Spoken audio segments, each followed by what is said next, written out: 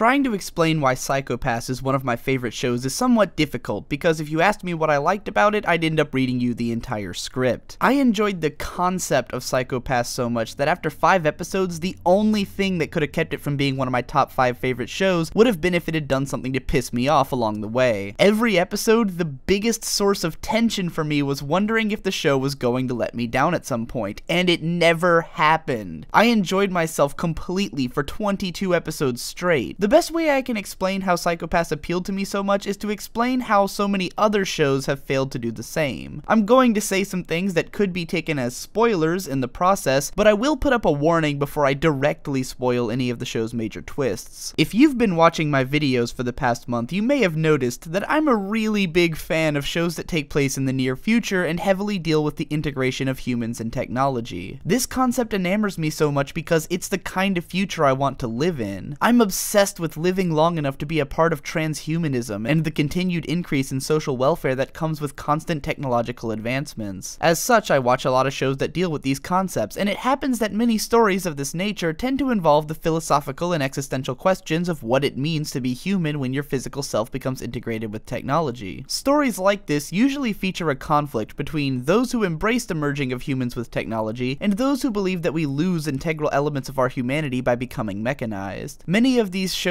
take place in utopian societies, wherein mechanical and social advancements have brought the populace unparalleled happiness at the cost of their free will. In dystopian stories, where the system in control is flawed in some way, the system is usually viewed as evil, and the protagonists are rebellious against it. Psycho-Pass, however, is the rare dystopian series that simultaneously acknowledges the flaws in its social system, while also viewing that system as an ultimately good thing. Psycho-Pass takes place in a future Japan where science has found a way to quantify a human being's mental behavior. Every person has been equipped with a system that monitors their mental state at all times. When a person starts to become antisocial and exhibit criminal tendencies, their crime coefficient goes up. At low levels, the system tries to get these people to undergo therapy and bring their status back to normal. If someone crosses a certain threshold, however, then they are considered a latent criminal, meaning that they must be subject to long-term institutionalized therapy, or if they have the aptitude for it, become a member of criminal investigations, working as second-class citizens for the government. I happen to think this system is fucking awesome. I'm of the opinion that our society would function best if every person was monitored by counselors who could help them to develop strong minds and make good life decisions. In the society presented in Psycho-Pass, the system determines each citizen's aptitude at different jobs and presents them with the best options for them to function and be happy. The system works so well that almost no one even questions it. How fucking rad is that? I mean, if we had the technology to quantify aptitude, why wouldn't we try and implement it this way? It would take an immeasurable computational power to keep track of all these things at once, and Psycho-Pass knows this and makes it a huge plot point. The series does an amazing job of achieving verisimilitude with its futuristic society. In a lot of dystopian stories, it's suggested that people are altogether dissatisfied living in a deterministic society. This never made sense to me though, because I feel like if people were on the whole dissatisfied, then open rebellion would happen pretty quickly. Maybe it's because I live in a country that won't even let its government institute really great social ideas because it's so protective of its own misguided idea of personal freedom, but it's really hard for me to imagine a government getting total compliance from its population if that population wasn't incredibly satisfied with the results. Most of the stories presented in Psycho-Pass show us where the system's margin of error lies. We see how some people can abuse or be abused by the system, and eventually we see the darkest secrets that the system is keeping from the populace. However, at no point does the series suggest that people would be better off without it. Yes, there are problems, but on the whole, society is still at its highest level of accomplishment. This isn't the story of trying to take down a corrupt system so much as it is about trying to perfect a corrupt system. The ideal woman for that job is Tsunemori Akane, the main character, whose job aptitude and Psycho-Pass rating are spotless. Even as she learns about all the ways that it fails, Akane has more belief in the system than anyone and always operates under her ideal that there's never an excuse to give up on a human being. As long as someone is alive, reform is always an option, and unless the circumstances lead to a person absolutely needing to be killed, violence should never be resorted to. Once again, this is an ideal that I share completely, and watching how Akane's will was tested throughout the show was awesome, as it made me wonder how I would hold up if my will were tested in the same way. I'm about to dive into some major spoilers now, so if you haven't seen this show yet, skip to the timecode indicated on screen and in the description. The series' main villain, Makishima Shogo, is an outlier, a 1 in 2,000 biological logical anomaly whose psychopath is unreadable by the system, sort of an exception who proves the rule. Makishima is a fascinating villain in that he at once manages to have interesting ideals while also being completely unsympathetic. His ultimate goal is to take down the system out of a distrust for its deterministic nature and how this has robbed people of individuality, as well as disgust with the system's self-righteousness. The series presents his viewpoint as just that, not something that the show agrees or disagrees with, but a viewpoint we can understand him having. We learn about how some people actually became so reliant on the system to make decisions for them that they become vegetables, and we also see how people whose nature is inherently twisted are always going to be ultimately oppressed by the system. Makishima believes in free will as an absolute. He believes that people's decisions only hold worth when they are conclusions that the person has drawn themselves. If I were to argue against Makishima, I would say that even a guided decision is a decision nonetheless, though I'm sure he'd respond that it only means the decision is altogether less worthwhile. It comes down to a matter of personal taste with regards to other people, and Makishima knows this. He favors those who the laws oppress, people with a criminal mindset, people whom even the least regulated societies would still have to enforce justice upon. Even though Makishima's ultimate goal is to create the kind of society he wants, his predilections are inherently antisocial, making him evil to the concept of society as a whole. That's why he's so amazingly irredeemable. Even if you agree with some of his ideas, his radical approach to them still makes him a villain to all but the equally radical. Kogami Shinya acts as Makishima's foil. Like Tsunemori, Kogami is ultimately an optimist who believes that collectively humankind is more intelligent than they're given credit for. He believes in the concept of society, but like Makishima exhibits antisocial tendencies in his desire to murder Makishima at all costs. As audience members, it's hard to side against Kogami. We can easily get behind his quest for vengeance because we know the atrocities that Makishima has committed, but if we were to consider the most functional decision to improve our society, ultimately it would be Makishima's survival. By presenting Kogami as virtuous and presenting Makishima and the Sibyl system as villainous and devious, the show strains both Tsunemori and the audience to the limits of social conscientiousness by suggesting that sparing Makishima is the right choice. Ultimately, Kogami murders Makishima, and the audience is satisfied because we're not as strong as Tsunemori is. If there's one thing about Psycho-Pass that keeps it from being my favorite TV series of all time, it's that the focus of the series is so narrow. Almost 100% of the dialogue deals with the central conceit of the Psycho-Pass system and those working on either side of it. There is a pretty good amount of world building to show us how the Sibyl system has affected the lives of people in this city, and some really cool general technological advancements on the side, but most of the dialogue still centers around the psychological readouts of the characters. I would have liked to see more moments of levity in this show, or at least scenes where the characters do or say anything that isn't immediately pertinent to the central theme. I don't think I'd necessarily remove anything in the show to make room though. Psycho-Pass has an incredibly tight pace over its 22 episode run, and every single scene feels relevant to the story. However, if the show had more episodes and a little bit more breathing room, I would have liked to see it pull some more standalone episodes and feature the level of detail that I got from Ghost in the Shell standalone complex. Still, if anything, it's a testament to how fantastic the series is when my biggest complaint is that I want to see more of it. On a production level, Psycho-Pass is pristine. Awesome character designs, awesome background art, and awesome animation by Production IG. The series is written by Urobuchi Gen, aka Butch Gen, aka Gen the Butcher, and if you haven't seen his other shows to figure out how he got that nickname, this show will certainly educate you. I guess I should mention along with my recommendation that Psycho-Pass is extremely violent, with characters being horrifically gored on a pretty regular basis. This show is definitely not for the squeamish. The main character happens to be voiced by my favorite voice actress, Hanazawa Kana, so that was pretty cool, and the main guy was played by Tomokazu Seki, who I'm a big fan of as well. Both of them were kind of playing against type as more serious, restrained characters, and I think Hanazawa showed some of her real acting chops in her role as well. Makishima is voiced by the master of awesome silver-haired villains, Takahiro Sakurai. Seriously, look at this guy's roles. He's actually typecast as silver-haired badasses. If I said any more at this point, I'd pretty much just start recounting the entire show back to you in this video and explaining how awesome it is, so I'm stopping here. But hopefully I've given you a good idea of why the concepts explored in this series were so interesting to me, and how the presentation of those concepts was so satisfying in comparison to other series of this nature. If it sounds interesting to you at all, I highly recommend checking it out. The whole show is available for free streaming on Hulu, at least in my region, and a Blu-ray set is available from Funimation. There's also a re-edited version of the series that's slated for release starting this summer season, which apparently will include some new footage, as well as a second season coming this fall. I'm definitely looking forward to watching and covering each of these later this year, and I hope you'll join me over on DigiDoes Anime for episodic coverage when the time comes.